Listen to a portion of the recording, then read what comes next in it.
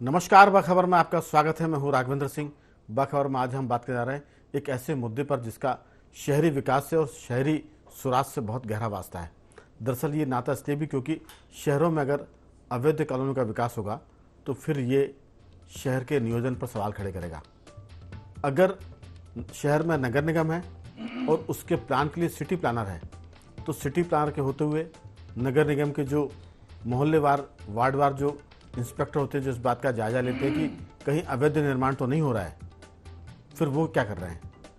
आज हम मध्य प्रदेश की इसलिए बात करना चाह रहे हैं क्योंकि मुख्यमंत्री शिवराज सिंह चौहान ने लगभग 2800 ऐसी अवैध कॉलोनियों को वैध कर दिया है, उनको नियमित कर दिया है जो बिना परमिशन के बन गई थी।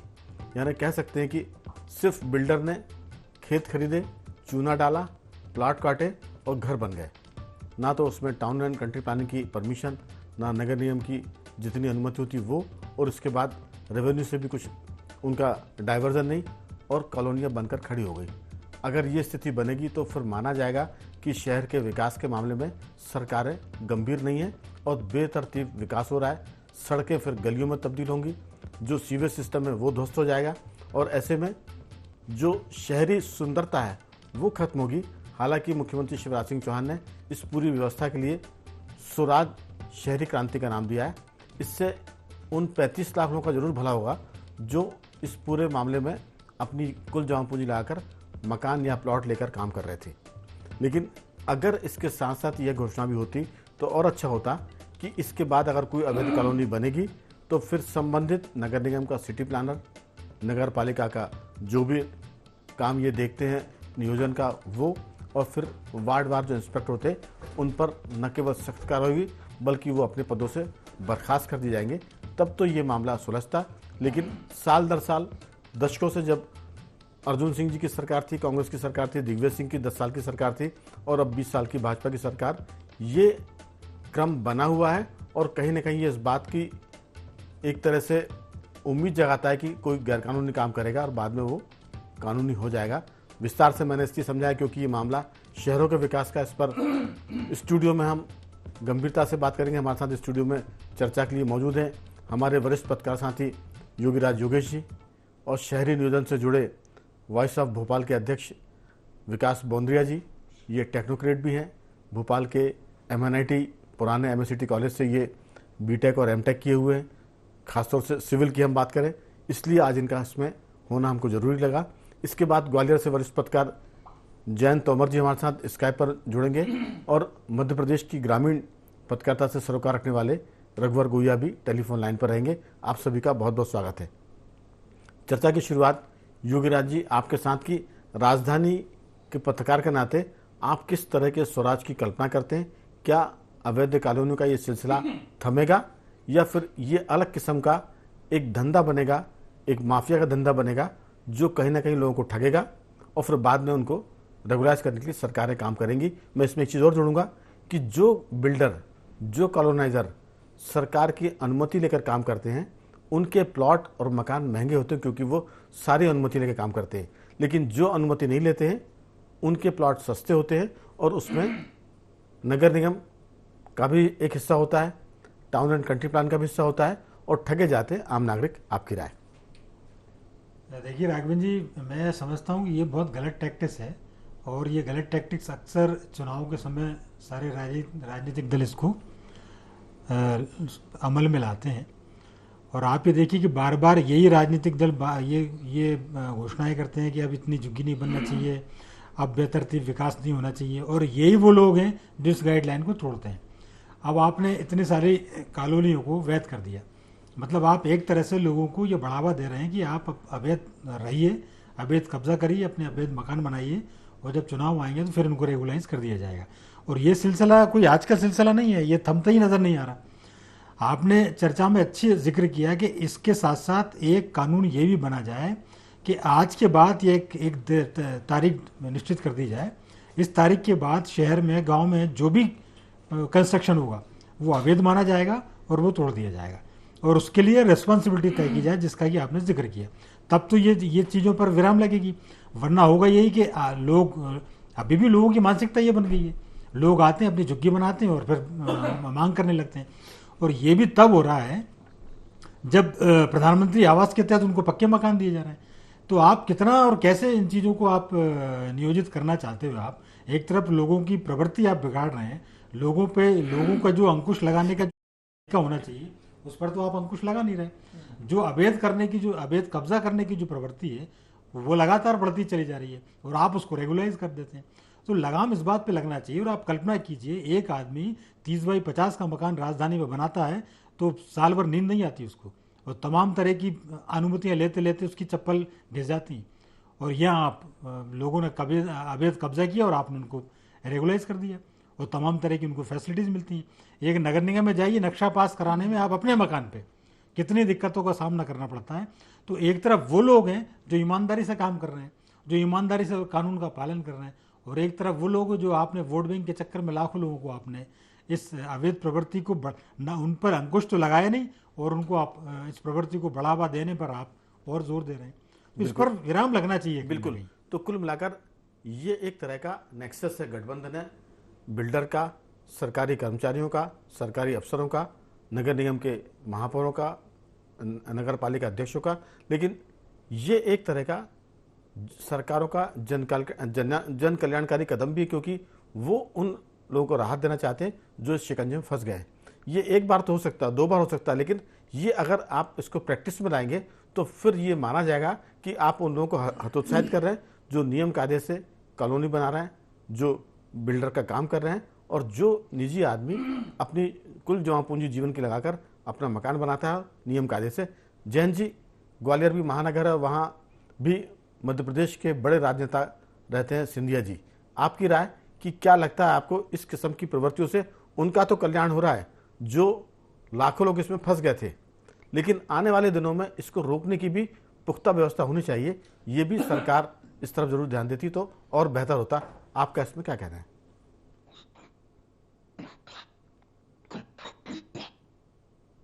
100% सही है जी। लेकिन ये जो गठजोड़ है, ये नेक्सस है, ये कहीं ना कहीं सरकार के संरक्षण में ही पलता है।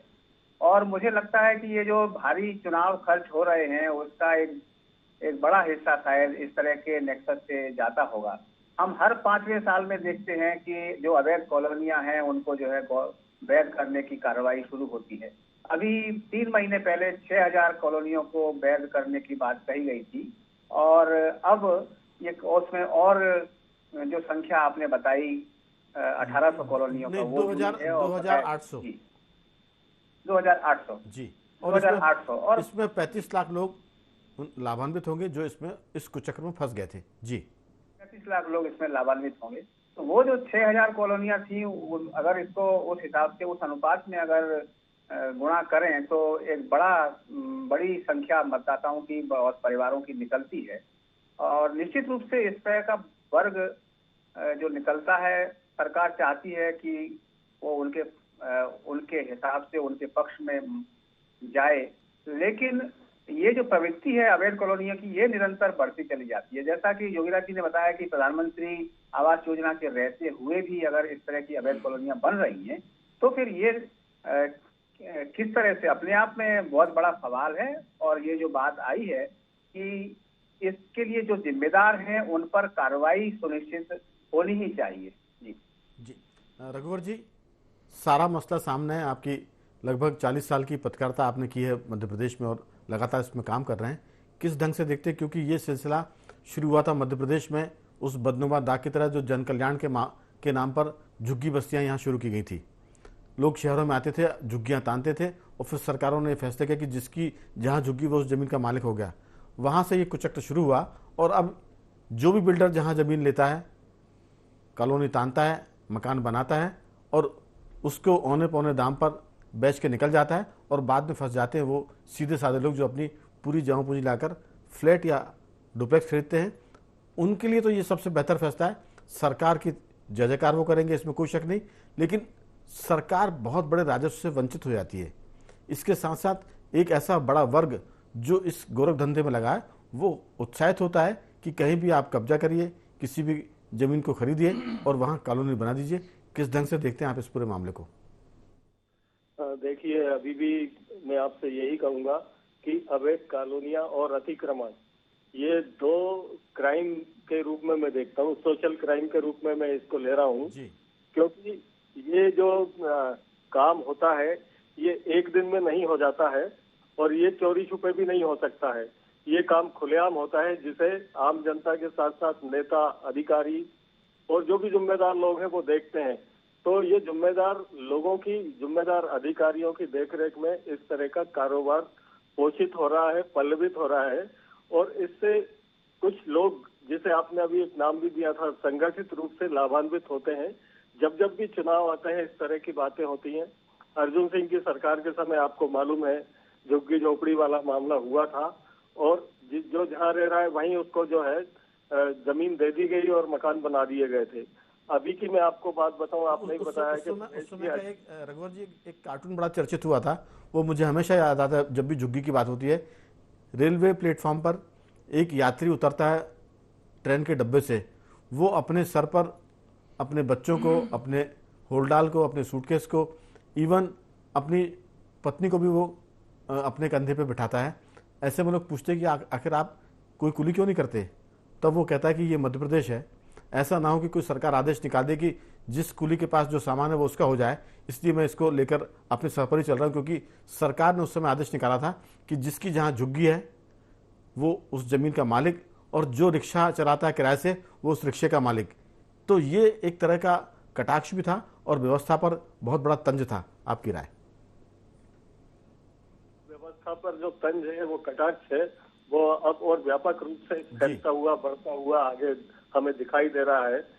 हम सबको ये बताया गया है कि ये सुशासन वाली सरकार है, सुशासन देने वाली सरकार है, मध्य प्रदेश की सरकार हो या केंद्र की सरकार हो। लेकिन इस तरह की चीजों को देख के तो कहीं एक सवाल उठता है, संदेह भी पैदा होता है कि वास्तव में सुशासन दिया जा रहा है या नहीं दिया जा रहा है। अभी जबलपुर में ही मुख्यमंत्री ने जो आज घोषणा करी है उसमें उन्होंने एक और योजना का नाम जोड़ दिया है, जो आपने भी अभी जिक्र किया था, स्वराज कॉलोनी योजना। मेरा सवाल ये है कि जब प्रधानमंत्री आवास योजना बहुत अच्छे तरीके से, प्रभावी ढंग से चल रही है, तो ये स्वराज कॉलोनी योजना के कंसेप्ट की क्या आवश्यकता है? आप देखिए, जहां अवैध कॉलोनी बना दी जाती हैं वहां ना तो कॉलोनाइजर पर कोई कार्रवाई हो रही है, ना अधिकारियों पर कोई कार्रवाई हो रही है। और एक बड़ा विभाग जिसकी तरफ किसी की नजर नहीं है वो है मध्य प्रदेश विद्युत वितरण कंपनी, जो कहीं भी आप अस्थायी कनेक्शन ले लीजिए तो अपने मनमाने दाम पे वो अस्थायी कनेक्शन तो दे देता है, लेकिन जब कॉलोनी की बात आती है और स्थायी कनेक्शन देने की बात आती है तब वो एक सवाल खड़ा कर देता है कि आपकी कॉलोनी अवैध है।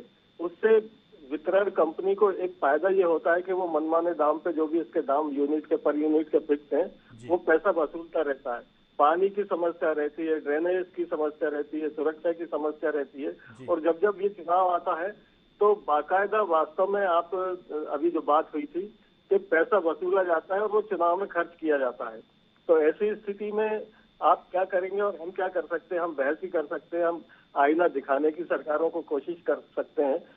हमारे सीहोर जिले की मैं बात बताऊं, चूंकि ये मुख्यमंत्री जी का जिला है, तो सीहोर प्रॉपर में अगर आप देखेंगे तो यहाँ 67 अवैध कॉलोनियां हैं। आप उनके मुख्यमंत्री के विधानसभा क्षेत्र की बात करेंगे तो जी बोलिए, आपकी आवाज आ रही है। वहाँ 19 हैं, बुधनी वहाँ 17 हैं, रेहटी में 19 हैं, आस्था में 19 है, इछावर में 16 है। तो ये अवैध कॉलोनियां आखिर मुख्यमंत्री के जब जिला मुख्यालय पर, जिले में इस तरह की स्थितियां हैं। आपने ठीक है, ये हम इसी पर तो बात कर रहे हैं कि आखिर ये रोग जो है वो शहरों से निकलकर कस्बे और अब उन तहसील स्तर पर चला गया, ब्लॉक लेवल तक, जहां इस तरह की बीमारियों से बचा जा सकता था। मैं लौटूंगा आपके पास, लेकिन उसके पहले सुन लेते हैं कि मुख्यमंत्री शिवराज सिंह ने इस मुद्दे पर क्या कहा, पहले उन्हीं की जुबानी। हमने फैसला किया कि मध्य प्रदेश की ऐसी सभी अवैध कॉलोनी जहां लोगों ने अपनी मेहनत की, खून पसीने की कमाई से अपने मकान बनाए हैं, वो सारी कॉलोनी अब अवैध नहीं रहेंगी, सब वैध कॉलोनी कर दी जाएगी। तो हमने सुना कि ये विकास जी जनता से जुड़ा मुद्दा है, जनता में इसकी जरूर जय जयकार होगी, क्योंकि 35 लाख लोग तो अभी इस 2800 2800 कॉलोनी में इससे लाभान्वित होंगे। लेकिन बेहतर होता कि इसमें यह व्यवस्था भी कर दी जाती कि आज तक जो हुआ वो हुआ, लेकिन कल से अगर कोई इस तरह की कॉलोनी बनेगी तो हम उन सबको सूली पर टांगेंगे जो इसके लिए जिम्मेदार होंगे, चाहे वो सिटी प्लानर हो, चाहे वो सब इंजीनियर हो, चाहे वो जो रेवेन्यू का जो अधिकारी होता है, जो इंस्पेक्टर होते हैं नगर निगम के, वो तमाम लोग। क्योंकि अगर इस पर कोई बंदिश न लगी तो ये तो फिर अनंत काल तक चलने वाला ऐसा सिलसिला जो कभी थमेगा नहीं। आपकी राय? बिल्कुल राघवेंद्र भाई, इससे हम सभी पीड़ित हैं। देखिए, पिछले 25 सालों में सन 98-99 के वक्त में पहली बार, 97-98 पहली बार अवैध कॉलोनियों का नियमितीकरण किया गया था। तब से आज तक हर 5 साल 8 साल में ये होता रहा है। अब देखिए, जो आप बात चाह रहे हैं कि सरकारी तंत्र जो दोषी है, जिसके चलते ये सब बन जाता है, उसको सजा होनी चाहिए। प्रावधान भी आज भी ये बातें वहां पे सभा में आई हैं कि भविष्य में जो कॉलोनी बनेंगी या इस ढंग से अवैध कॉलोनी निर्माण होगा उनको सजा दी जाएगी, प्रावधान भी है। और ये भी कहा गया है कि इन कॉलोनियों को नियमित करने के पूर्व इनको बनाने वाले कॉलोनाइजर्स के खिलाफ एफआईआर दर्ज की जाएगी। इसका मतलब क्रिमिनल ऑफेंस माना गया उसे जी। अब क्रिमिनल ऑफेंस के तहत ऐसा तो नहीं होगा कि जो केवल जमीन जिसके नाम की रही हो और उसमें प्लॉट बेच दिए गए हों उसी को हो। जब क्रिमिनल ऑफेंस के लिए जांच की जाएगी तो यकीनन मैं समझता हूं कि उसमें जो लोग भी प्रॉपर्टी ब्रोकर्स हैं, एजेंट्स हैं या डेवलपर बिल्डर जो भी शामिल होंगे वो गवाही में आएंगे या कहीं ना कहीं अर्जी पर्जी में उनका नाम दस्तखत लिखा हुआ आएगा, उनको भी सजा होनी चाहिए। तो ये मामला तो है, लेकिन हो नहीं रहा। पिछली बार भी जब कॉलोनियों का रेगुलराइजेशन हुआ है तब भी ये प्रावधान थे कि कॉलोनियां अगली बार ना हो, दोषी पे सजा दी जाए।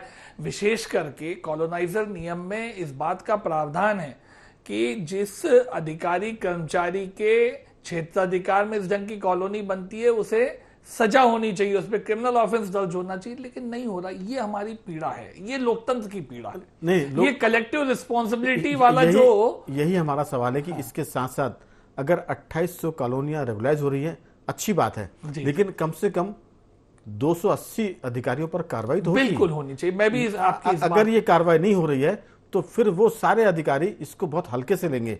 उनका कहना है कि सरकार तो ये घोषणा करती है, अपन तो कॉलोनियां बनने दो, फिर इलेक्शन आएगा, कोई सरकार का मुखिया होगा वो इसको। बिल्कुल सही बात है, ये हमारे लिए गवर्नेंस का विषय है। और अभी बात भी आ रही है, मैं योगीराज भाई को भी सुन रहा था, तोमर जी ने भी कुछ रखा, बाद में भी ये बात आई सीओ से कि देखिए इस तादाद में कॉलोनियां ग्रामीण क्षेत्रों तक अवैध रूप से बन रही हैं।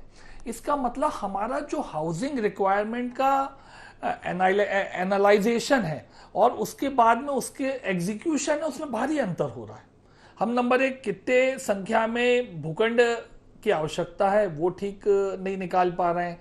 उसको भूखंडों को बनाने, निर्माण और डेवलप करने के लिए बिल्कुल भाई, अगर मान लीजिए भोपाल शहर में, इंदौर शहर में, विकास जी दरअसल ये तो आपने बहुत मुद्दे की बात उठाई, लेकिन हम सीधा इस पर आना चाहते हैं कि कम से कम जो अवैध कॉलोनी बन रही है वहां सीवेज का सिस्टम नहीं होता है प्रॉपर, वहां पानी का सिस्टम नहीं होता, वहां बिजली की सीधी कनेक्शन नहीं होते।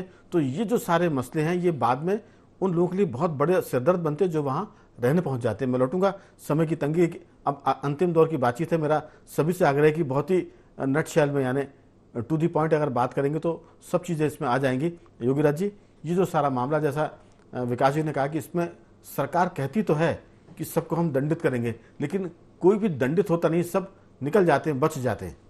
जी नहीं, फिर तो सरकार को दंडित किया जाए या तो जनता में ऐसा जागरूकता फैले। कहीं ना कहीं आपको ये रिस्पॉन्सिबिलिटी तय करनी पड़ेगी, क्योंकि आप ये इस प्रवृत्ति पे यदि अंकुश नहीं लगाए तो ये तो लगातार बढ़ती चली जाएगी, ये शहरों से गांव की तरफ चलेगी।